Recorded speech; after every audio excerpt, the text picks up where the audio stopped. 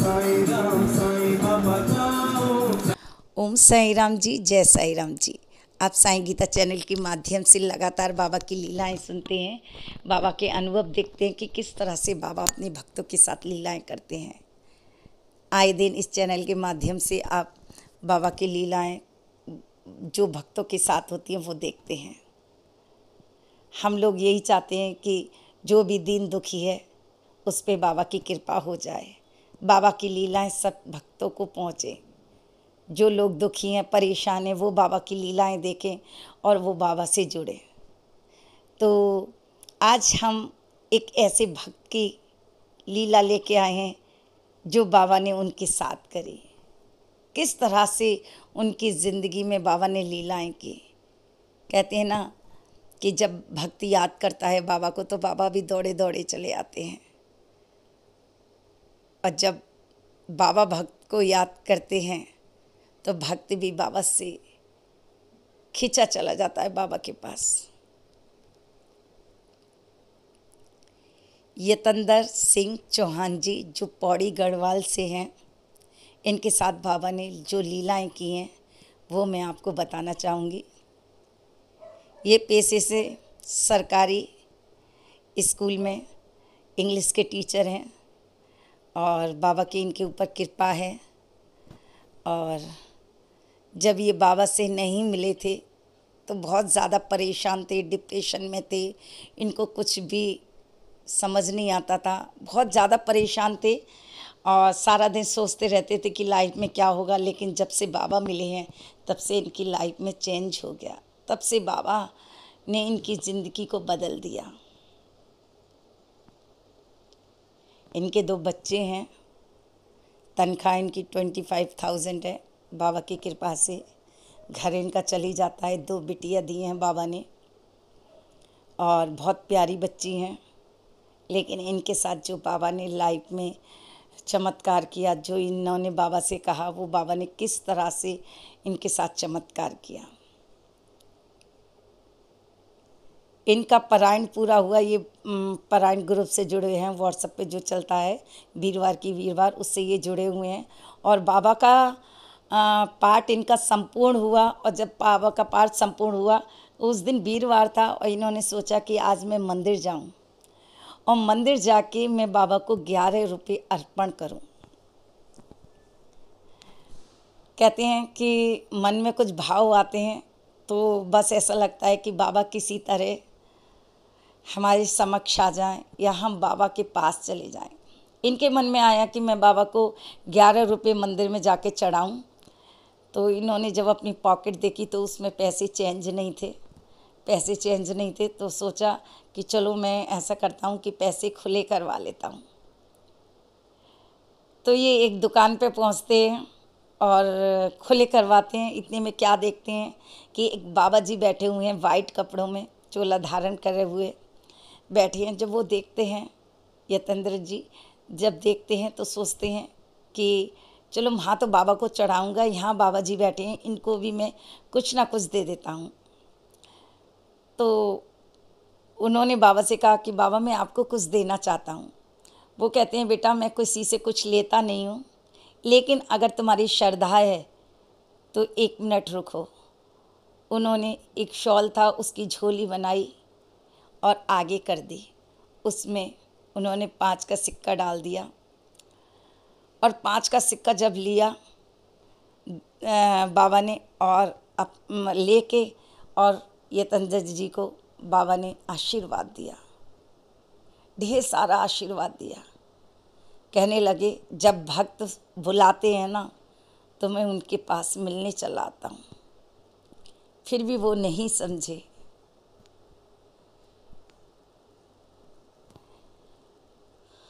यतेंद्र जी कहते हैं कि अगर आम बाबा होते तो वो कभी ये नहीं कहते मुझे भिक्षा नहीं चाहिए। हर आप देखेंगे मंदिर में, मस्जिद में, गुरुद्वारे में, जगह जगह आप कहीं भी जाएंगे, साईं मंदिर में वहाँ जगह जगह लोग होते हैं जो मांगते हैं कि हमें दे दो। लेकिन ये बाबा अगर दे भी रहे हैं तो मना कर रहे हैं कि मैं भिक्षा नहीं लेता। लेकिन हमारे मन की बात सुन के कहते हैं अच्छा। और जैसे बाबा हमेशा झोली आगे करते थे वैसे ही उन्होंने झोली बनाई उसकी और उसमें पैसे लेके और उनको इतना आशीर्वाद दिया जैसे बाबा आशीर्वाद दे रहे हैं। क्योंकि वो बाबा ही थे। लेकिन कहते हैं ना कि जब ईश्वर मिलने आते हैं ना तो वो बुद्धि ऐसी कर देते हैं कि हम उन्हें पहचान ना पाएं। अगर हम पहचान जाएंगे तो उन्हें जाने नहीं देंगे, जाने नहीं देंगे, परेशान हो जाएंगे। बताते हैं कि जब इनकी मुलाकात हुई थी 2007 में, इनको बाबा के बारे में पता लगा। लेकिन जब दिल से जुड़े 2009 में, बस सब कुछ बाबा के ऊपर सौंप दिया, अपनी पूरी ज़िंदगी। इनके मन में आया कि मैं बाबा को कुछ ना कुछ देना है, तो बाबा स्वयं उनसे पैसे लेने आ गए। उनकी मन की भाव थी। कहते हैं ना, जैसा भाव रहा जिन जन का वैसा रूप हुआ मेरे मन का।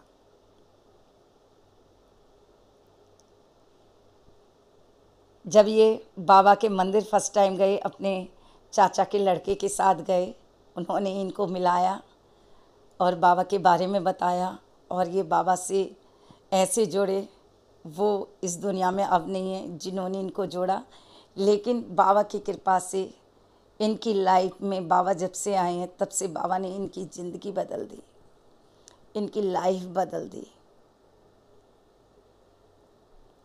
इन्होंने बाबा के ऊपर एक बुक लिखी है। ये कवि भी हैं, लेखक भी हैं जो लिखते हैं, और इन्होंने बाबा की साईं एकादशी बुक लिखी है। आप इसे फ्लिपकार्ट या अमेज़न से मंगा सकते हैं। कहते हैं ना, जब भक्त ज़्यादा प्यार करता है तो इन्हें सब जगह बाबा ही नज़र आते हैं। बस ऐसा लगता है हर पल हर घड़ी बस बाबा को महसूस करना और कुछ यादें उनकी लिखना। इन्होंने जो बुक लिखी है आप लोग ज़रूर पढ़िए। अभी उनके साथ और अनुभव बाबा ने किए। एक दिन इनसे कोई गलती हो जाती है, बहुत बड़ी भूल हो जाती है इनसे, और बाबा से कहते हैं, बाबा मेरी मदद कीजिए, आप माँ के रूप में मुझे सहारा दीजिए, दुर्गा माँ के रूप में मुझे सहारा दीजिए, लेकिन बाबा मेरी मदद कीजिए। ये मंदिर में जाते हैं और बाबा से बोल रहे होते हैं कि बाबा किसी भी तरह मुझे सहारा दीजिए, मुझसे जो गलती हुई है, मुझसे जो भूल हुई है, उसके लिए मुझे आपके सहारे की ज़रूरत है। जब वो मंदिर से बाहर प्रसाद लेके निकले, प्रसाद बाबा को चढ़ाया, प्रसाद लेके बाहर निकले, देखते हैं एक पेड़ था उस मंदिर के वहाँ पर, और पेड़ के नीचे एक माई बैठी हुई थी, और माई हम उम्र थी, यतंदर जी की हम उम्र थी। तो वो माई को प्रसाद देने लगे, और जब वो प्रसाद के लिए झुके तो माई उनके सिर पे सहराती है और गालों पे सहराती है, जैसे बच्चे को सहराती है, और कहती हैं, इतना कमज़ोर क्यों हो गया है और तू क्यों परेशान हो रहा है, क्या हुआ, इतना परेशान मत हो, सब कुछ ठीक हो जाएगा। उन्हें इतना प्यार करती हैं जैसे एक माँ अपने बच्चे को सहलाती है, प्यार करती हैं। वो वहीं बैठ जाते हैं और माँ के पास, माँ उनसे प्यार करती है। वो कहते हैं कि मुझसे बहुत बड़ी भूल हो गई है, कुछ समझ नहीं आ रहा। वो कहती हैं, तू चिंता मत कर, तेरी सारी गलतियाँ माफ़ कर दी जाएंगी, तू चिंता मत कर। ये तंदर जी कहते हैं, क्या आप साईं बाबा हैं? उन्होंने 2-3 बार बोला, आप साईं बाबा हैं? उन्होंने कहा, नहीं, मैं साईं बाबा नहीं हूँ, माँ का रूप हूँ, मैं माँ हूँ।